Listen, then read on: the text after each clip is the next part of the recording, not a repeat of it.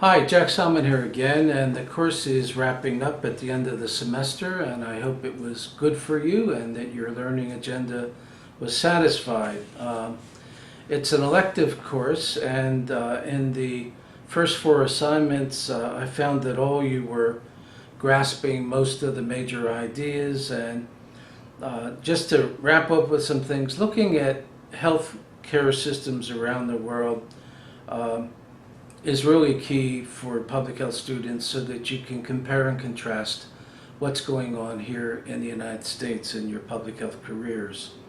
Of course, the United States has the best system in the world, and we don't need to learn about what's going on around the world, but at least you have. And at the same time, while we don't look elsewhere, our policymakers argue vociferously about what needs to be done to tinker with our system, and part of that is why the public is so confused about where do we go next.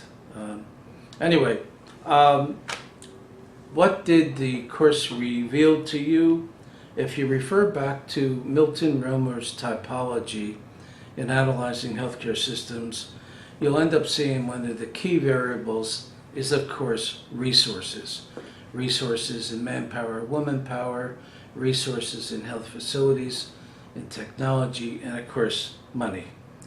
But when you analyze healthcare systems, the development requires that you look historically and refer back to the International Journal of Health Services piece that I wrote on corporate transformation of our system. And you'll see from the Flexner Report in 1910 to the Committee on the Cost of Medical Care in the 20s to the HMO strategy, we've seen this backdrop of corporatization of healthcare in America.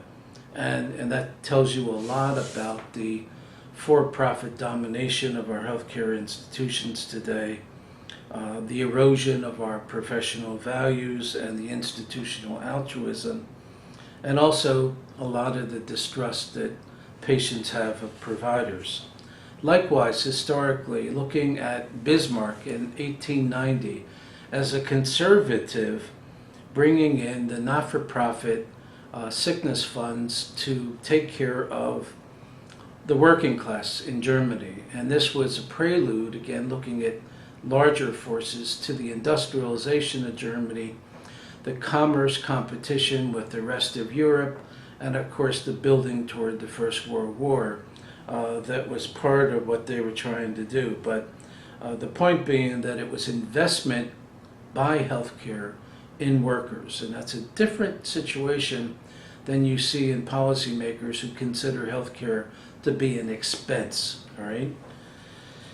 Likewise, historically, the Soviet Union was looking for improving labor productivity, so health services became an investment in their workers to try to go ahead and build the new Soviet society,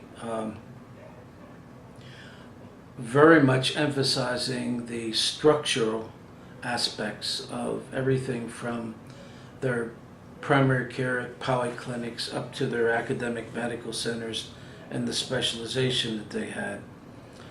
That bureaucratic structure was for control, which is part of what the Soviet Union was interested in. Now, their management didn't always work out to be the best, and that's another aspect of looking at health services performance. You just can't structure things, but you have to have the follow-through with management.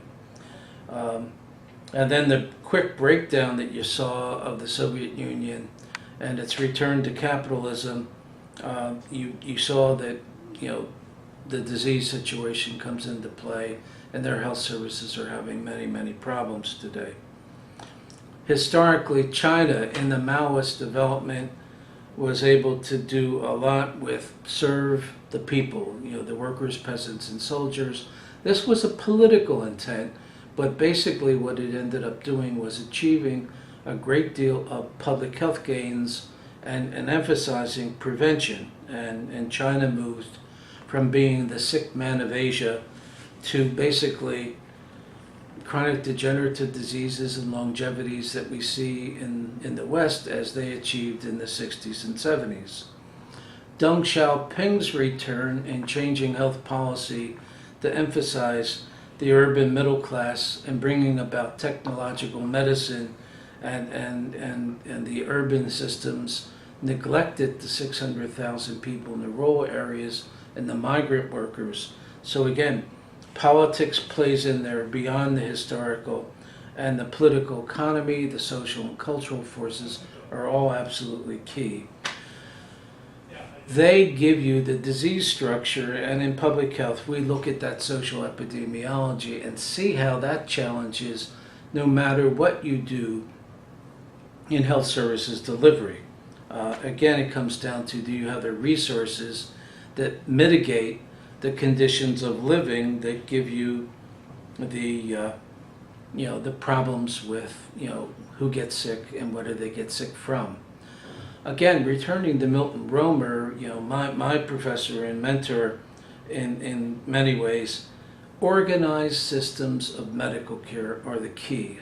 And basically that involves structure, it involves management, it involves being attuned to what is the disease profile of the patient population, and how do you deal with, again, public health interventions, prevention, for purposes of dealing with morbidity and mortality.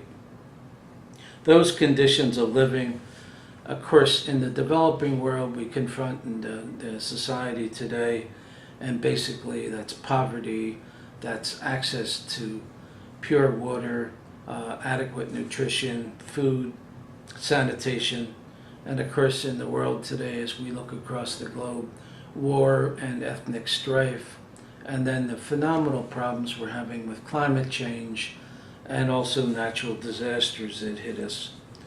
Remembering too that most people across the southern hemisphere rely upon alternative systems of medicines that grew up in those different societies that are still dominant, where people use natural medicine, a lot of self-care, folk healers, and what have you. Well, the last couple of weeks we're going to be focusing in the readings, and I may add to a few of those, but looking at the effects of globalization, recognizing the interconnectedness of all these societies, and bringing home our public health values. Basically, as internationalists, we need to be advocating all the time for health and human rights. We want to see equity and access, and the emphasis that I put on access to pharmaceuticals to be able to address the endemic diseases and many of the neglected diseases that multinational pharmaceutical companies have just not put any time in.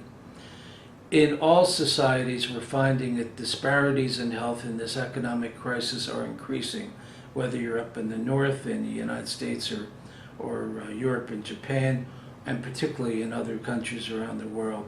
The emphasis now on talking about sustainable development, and this is all different in the various societies.